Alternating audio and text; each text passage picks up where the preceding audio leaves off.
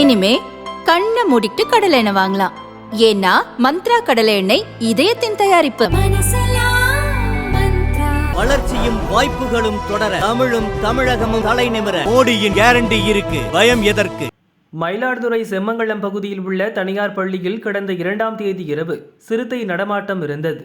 கிராமத்துக்குள் நுழைந்த சிறுத்தை சாலைகளில் உலா வந்த சிசிடிவி காட்சிகள் வைரலாகின.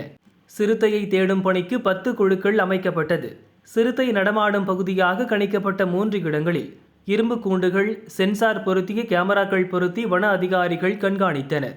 இதிலும் சிக்காமல் 2 நாட்களாக சிறுத்தை ஆட்டம் காட்டியது. சிறுத்தை நடமாட்ட பகுதியில் 2 நாட்களாக பள்ளிகளுக்கு விடுப்பளிக்கப்பட்டது. நேற்று இரவு 3 கிலோமீட்டர் தூரம் உள்ள ஆரோக்கியநாதபுரத்தில் சிறுத்தை பதுங்கியது சிசிடிவி கேமராவில் சிக்கியது. இரவில் மக்கள் வீட்டை விட்டு வெளியேற வேண்டாம் என எச்சரித்தனர்.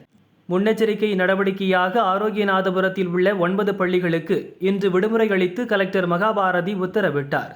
அங்கு முகாமிட்டு வன அதிகாரிகள் குழுவினர் சிறுத்தையை கண்காணித்து வருகின்றனர். இந்த சூழலில் இன்று காலை ஆரோக்கியநாதபுரத்தில் இருந்து 1.5 கிலோமீட்டர் தொலைவில் உள்ள சித்தர்காடு கிராமத்தில் ஆடு ஒன்று இறந்து கிடந்தது. ஆட்டின் உடம்பில் விலங்கு கடித்த காயம் இருந்ததால் சிறுத்தை கடித்து கொன்றிருக்கலாம் என கருதப்படுகிறது.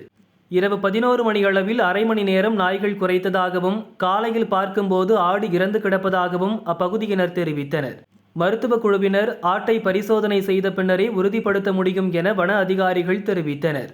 ஒருவேளை சிறுத்தை சித்தர்காட்டுக்கு இடம்பெயர்ந்திருப்பது உறுதியாகும் பட்சத்தில் அங்கும் தேடுதல் பணி தீவிரமாகும்.